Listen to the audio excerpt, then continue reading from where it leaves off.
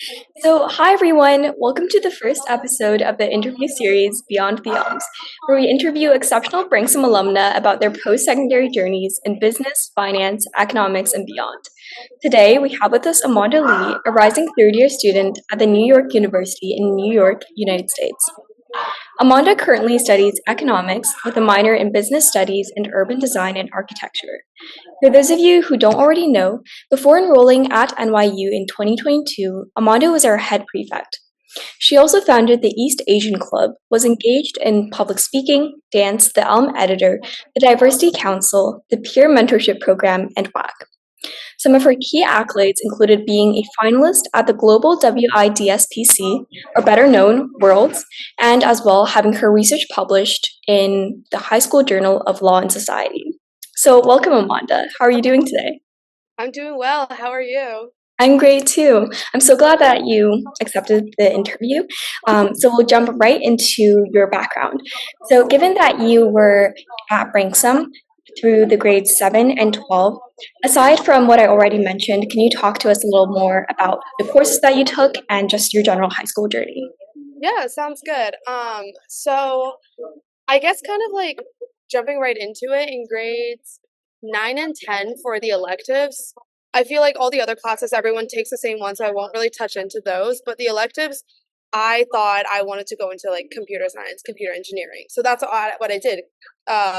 Computer science and computer engineering in grades 9 and 10. Quickly realized it's not really where my talents lie. Can't do that. I honestly really thought to do that because my brother was in it. But then I was like, okay, let's switch directions. Let's do something else. And then in DP, I enrolled in HL economics. Don't really know anything about economics, but taking that class with Mr. Baker, I felt very encouraged and I felt like it was finally something that I was good at. I also dabbled in geography, and that was like another story. Didn't can I was like, yeah, okay, maybe not. So a lot of exploring in high school was definitely helping me find what I want to major in university. And obviously, like not everyone has to think like that. Not everyone goes into university knowing what they want to do. But for me in high school, that was definitely like the time for me to find what I wanted to do in university. So HL Econ definitely did a number on me. I thought it was so cool, so interesting how you can kind of view the world um, in numbers ways, and also how you could immediately understand the relations of different economies. I just thought that was really cool, and also like I see how it applies in my real life, um, in my personal background. So I decided to major that for university, and let's see, what did I take in DP? Okay, in DP, yeah, so HL Econ was kind of like the big one to impact my university path. But I also did two sciences, and I did HL Bio, HL Lang Lit, and then SL Chem and SL French. Okay, here's the thing. I don't know what Branksome is like now, but when it was our year to pick your DP classes, I don't know why. I just thought the thing that you should be doing is take two sciences. No, it's not. Like, no, it's not. Please don't think that that is something that you have to do in order to succeed in high school, because honestly, I knew right from the get go I was never going to go into sciences, but I just did two sciences anyways because it felt like that's what you were supposed to do. But I really want to emphasize to the students out there that you don't have to do that. And that's, I mean, I don't even know if that's like a norm now to do two sciences, but it's definitely, it shouldn't be that way. And of course, that caused a lot of like stress in high school. I will say, I hope this is like encouraging to students that I've never been more stressed than I was during IB. Like classes have never been that difficult or that difficult to navigate. I've never been more stressed about exams except for the DP IB exams. Like it gets so much easier once you get out of it. Um, so that was, yeah. And then the clubs, I'm honestly, you mentioned it all pretty much. Grade 12, mostly it was being head prefect. That did take up a lot of time, and that taught me so much about leadership, and honestly just kind of gave me the confidence to go into university the way that I am now. And where I kind of got my confidence to be and take on the role of head prefect was from debate and public speaking. Like I truly owe it all to debate and public speaking to make myself the person I am today. It's really good for your confidence, helps you be more well spoken, and you're kind of just able to talk to adults in a different way, be more mature. No, I for me it was definitely like debate and public speaking that kind of just shaped me into it, and of course it's because of Branksome's great program that did that. But yeah, that's pretty much it. Yeah, that's really great to hear. And debate and public speaking is still thriving. We just had like a world champion. So yeah, that's so great to hear. And I know that you kind of discovered your passion of economics through navigating the DP course. But for students who might be struggling to kind of locate their passion, do you have other tips or suggestions that you might give to them in terms of locating a passion before entering university? Oh my gosh, like honestly, I feel like what I kind of just remind myself is what will happen, what will be will be. It's not really like something that you can interfere with, like the path. Not that it's kind of not even like a higher power. It's just that I think what's meant to happen will happen for yourself, right? So I feel like stressing about trying to find the perfect major for yourself, stressing about trying to find the perfect path, like while you're in university, is like virtually impossible. I would just say do the things that you enjoy, do the things that you find you excel at. And it was really just finding the things that I excelled at that gave me the confidence to go do what I want to do today. I mean, even today, econ doesn't really come that easy to me. Like in university, it's kind of a different level, but I love learning it and I find so much joy in the classes that I'm taking. So um, definitely don't put too much stress on that. And I know friends who came in like undeclared, not really having a major, who completely did a 180 and went from psychology and staff to becoming a film major. And that like you discover while you're in college, right? Like it's not something that you'll find like when you're just 17, 16 in high school. So honestly, just enjoy the high school days. And I feel like being in IB definitely helps you rule out what you want and what you don't want to do. So for me, that was definitely the sciences. I'm like, the IBs, okay, that's gonna be my last little bit. But I am actually still taking I have to take like science requirements still for my college. So I'm gonna go back into bio in the fall. We'll see how that goes, but definitely it's not to stress about something that isn't like a requirement to go into university. Well, I do wish you the best of luck in terms of taking bio. Thank you. And yeah, I totally agree with you. It's like such a cliche piece of advice, but like pursuing your passions is so important. And I feel like in high school, there's so much pressure on us to choose a major. So Yeah. careers, for example, and then later on, you're supposed to choose like set courses. So it's definitely Mhm. really nice to just like refresh your mindset a little bit. Yeah, for sure. Yeah. Then now we're going to switch gears a little bit and talk about applying to universities. So you're currently at NYU and you graduated in 2022. Can you walk us through kind of the timeline that you took from, say, like grade 11 all the way to accepting the offer? And yeah, some reflections on that. Yeah, sounds good. Definitely a long process, definitely a little bit stressful in the beginning. I'm not sure if a lot of the colleges, schools now are still test optional, but I did prep for the test for a very long time. And then come to take it, they all keep getting canceled one after the other because of COVID. And for me, it was great. I'm not a very good test taker. So I was like, okay, great, gonna go test optional. And the schools that I was looking at mostly were US and Canada. And for most of them, I think I applied econ major because by then I was like, okay, great, I'm set to do this. But also know that you can change it whenever. You can change, you can switch majors, you can switch. It's very easy to switch in the US system, not necessarily the UK.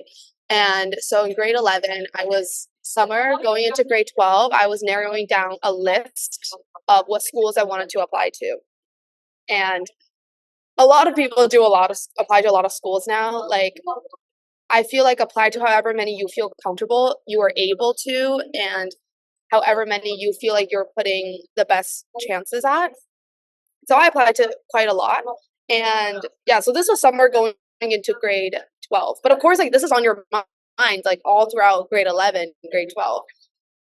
During grade 12, things kind of picked up. I didn't realize that the IB was going to be more intense in grade 12 than in grade 11. At least for me, it was. So it was like balancing that was very difficult. So during the first half of school year in grade 12 or semester, that was applying to the earlies, the early decision. So I did 1 early decision and 2 early action schools, and you hear back from that in December. And then during winter break, I was half writing the EE for TOK essay, half applying to like all my regular decisions, and there were so many, so many. Like winter break, oh my god, it was like the most terrible time of my life. I do not wish to go back to that ever again, but I'm happy with the work that I put in because I saw good results from that. And then, yeah, most of them, the deadlines are done by early January. So, like, definitely track deadlines. Oh, the biggest thing is track deadlines. This never happened to me, but I know I would have never forgiven myself if I missed a deadline for like a potential school. So, definitely don't do that. Um, and then you wait for like 2 months. So, by mid March, everything should be coming back. And then I think decision day was May or April. I don't remember when the decision day was, but it was towards the end of the school year, and that's when you kind of decide to commit to a school. And for me, it came down to like 3 schools. So I was like, great, this is my time. Then I'll visit the schools because it was like all across the US. I didn't really want to go to this many schools to visit them when I'm like still applying. So when it came down to deciding, then I was going to visit. And this was for me. I feel like people have different experiences, but it was like the second I stepped onto one of the campuses, I just knew either this was for me or either this wasn't for me. Which I know isn't exactly a great way to judge it, but for me, how I feel in an environment is so important, and it dictates so much of my behavior and how I will like live in that environment. So like certain schools, when I visited the campus, I didn't even I did go on the tours, but I didn't even need to hear about the school to know that it was going to be a no for me because I knew I was going to be unhappy and not live to my best full potential. As soon as I got to New York, it was like easy, so simple. Yes, like this place is going to be a yes for me. And then the more I heard about the school, I really liked the aspect of it living in the city. I will say though, New York is not for the weak. It is very chaotic, and I hear this about like the first semester of like freshman year, almost everyone I know had some kind of struggle. Like it was so hard to adjust to this big city. You feel like the isolation definitely hits at one point or another, but I think I adjusted quite well because I love the city. So this was kind of the main draw for NYU for me, and also because of what I wanted to do, like going to business, finance, whatever. Being in the hub like New York makes everything so much easier. Whereas, if you want to go into entertainment, maybe go on the West Coast. LA is like more on that level. If you want to do research, go to like one of like the top 10 research schools. So definitely like think about what you want to do in the future. But of course, like you don't really have to base it off of that. But yeah. Yeah, was the timeline. That's a very holistic timeline. And I think I really resonated with, looking at a campus and seeing whether or not you can fit in. It's like if I can't visualize myself being here, then there's just no reality there. No, exactly. Yeah, like I definitely agree with that. Then we're going to talk about, I guess, more about your application. So in terms of applying to NYU, like what do you think helps for people out there who want to be like you and want to go into NYU, helped your application? And yeah, so like what pathways do we want to take during high school to help us kind of cement like a business or economics post-secondary career? I think NYU specifically, I think if you want to apply to the business school though at Stern, that would be a little bit different. So I don't really know if there's an extra essay for that, but maybe show some kind of demonstration that you have an interest in the area. It doesn't even have to be like you own a business and like you're making so much money from that. It could just be like you're interested in whatever news that you see and you always keep up. But obviously, like you have to articulate it better than that. What I do think NYU really emphasizes is the essay, which like for me it was a strong suit. I felt like that's kind of like where I was really able to showcase myself. Other than the resumes and like your transcripts and stuff, I knew the essay portion was going to be like where I can show my writing creativity and things like that. So I think definitely be as creative as you want in those essays. For the NYU one, this one I don't really remember. I feel like I researched into some professors who I would want to take classes with. And actually, I talked about some classes that I would want to take, and I actually did take them last semester. And it was very fun and interesting. Um, and just kind of like definitely see how you could see write about how you can see yourself on the campus. Talk about the clubs that you would want to join. Talk about the things that you would take advantage of if you're living in the city. I'm trying to think of business economics wise. I definitely, yeah, mostly talked about econ, the classes, and I think it was easy for me to write that because I had already had like a true passion for the subject rather than like, oh, I will study economics because I don't know what other things to major in and I know it'll make me a lot of money, which not gonna lie is a lot of my classmates right now. But once again, it's like also okay to do that, but I think it's important to have a narrative and how you want to portray yourself.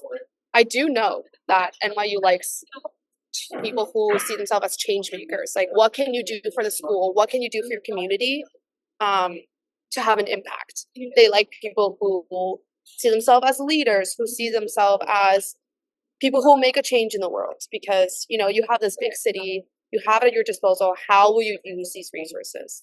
I think that's it for NYU specifically, though. Yeah. And the essay component definitely makes sense for you. I know that you published your research, which is really impressive. And so you're definitely probably a very strong writer. Um, and yeah, NYU is literally like next to Wall Street or somewhere. So I do know that they like literally just feed right into the system. Yeah.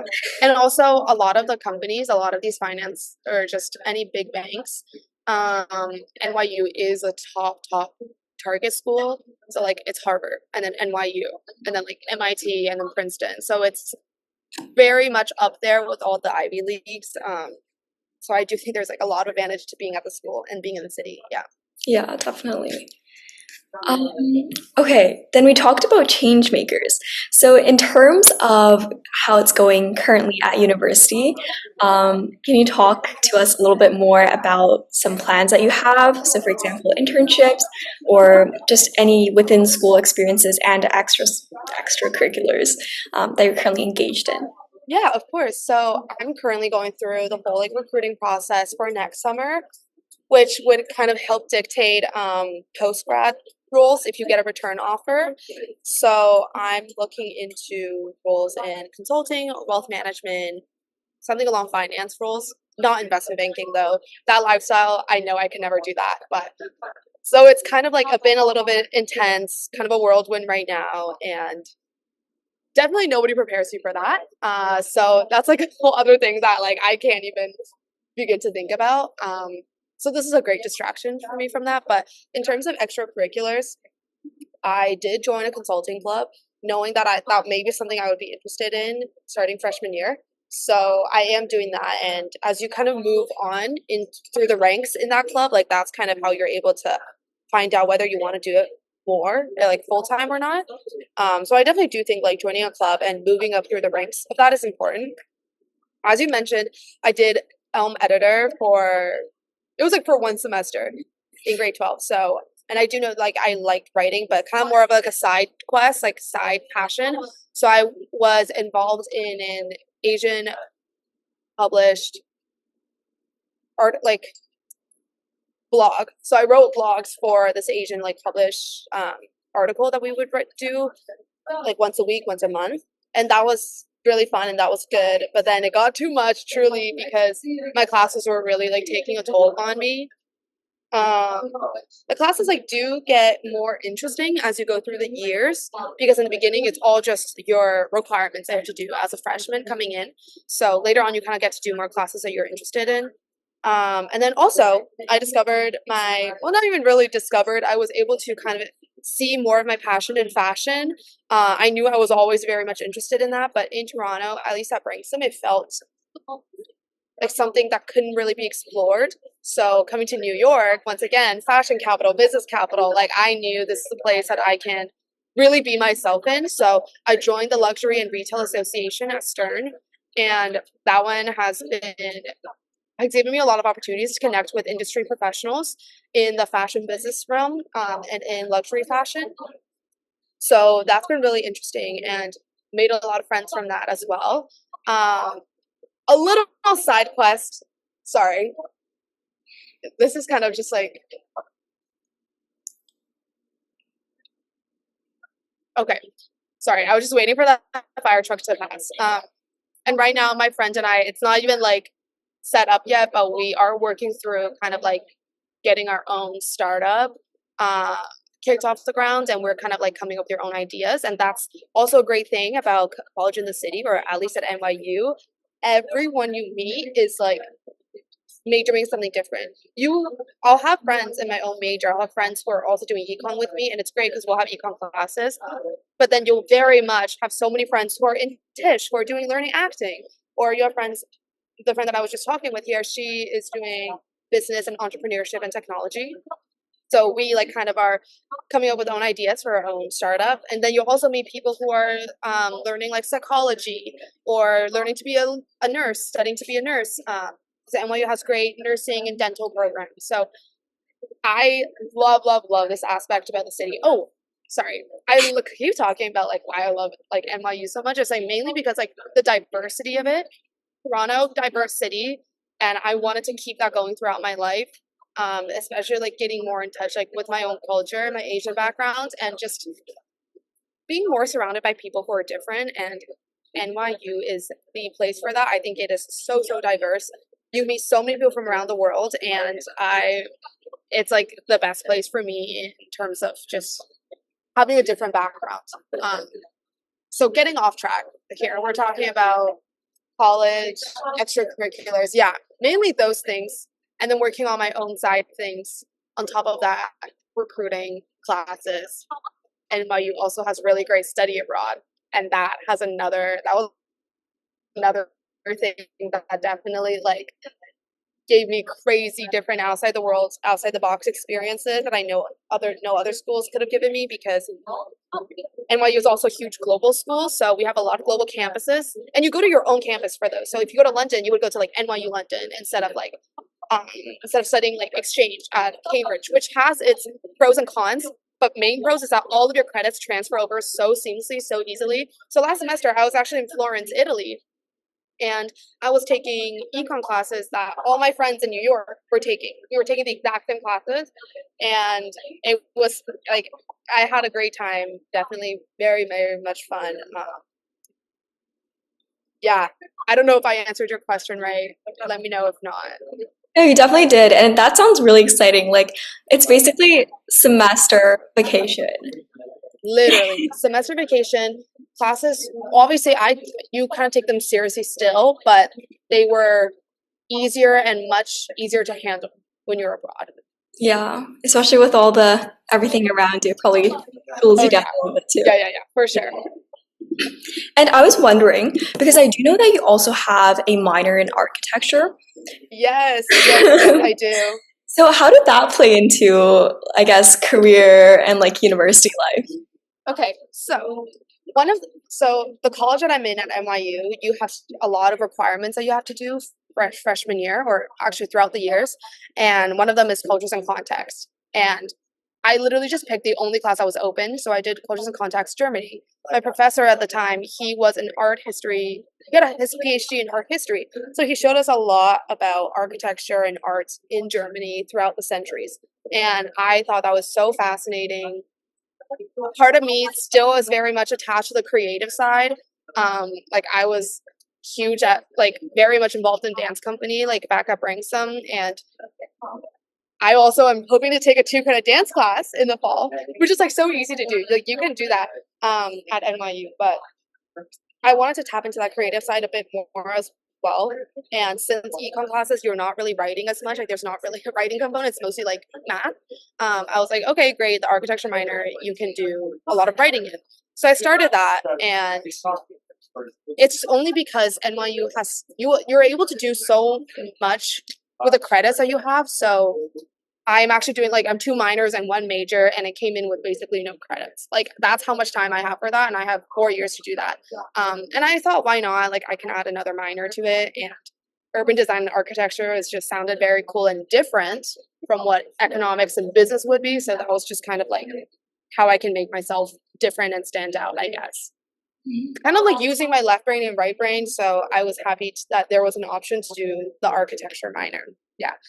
What I want to do with that though, I don't really think, I don't know. If I end up doing something with that, sure, but I'm also happy to just like study it and have a fun time learning it and not really do anything with that in the future. But again, like you never know what happens in the future, right? So we'll see. We'll see. Yeah, it's great that you're like able to expand your horizons so much at university and like just the plethora of resources and opportunities that come to you. Yeah. Okay, then I guess a follow-up question. I know we're going a lot into your courses at university, but in terms of comparing economics at the high school level and the university level, what do you think kind of are the differences or similarities? Yeah. Okay, so first years when you're taking like all the intro or even in like only intro, like micro, macro, mainly the same stuff. I'm not even gonna lie. I used my econ notes from grade 12 so much, even in university. So that definitely still comes into play in first year or even second year. But as soon as you get to like intermediate and other like more specific classes. So I recently just did a money and banking class, and that's an elective.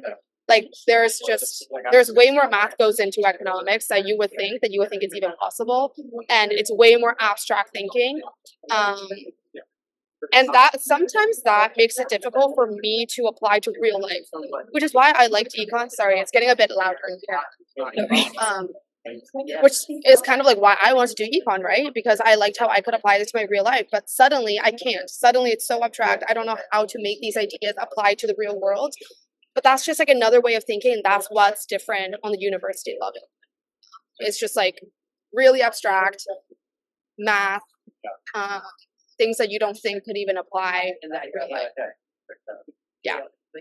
I'm so glad that you brought that up because I think for a lot of people taking DP Econ, and I'm not in DP yet, but I took AP Micro and Macro, and for me too, it was like very theoretical, but not as much grounded in quantitative analysis. But then I feel like when you go into intermediate economics, it's so much about like statistics and analysis, so it's definitely very different. Yeah. For sure. Yeah. Then I think that wraps up the bulk of our interview, and we'll definitely reach out to you, I don't know, like 5-10 years from now, or I don't know when. Yes. When your fashion startup launches, definitely let us know. Look at the entire. I hope. No, yeah, for sure. Yeah, so that's it for today. Thank you so much again for coming. Of course, so happy to do this.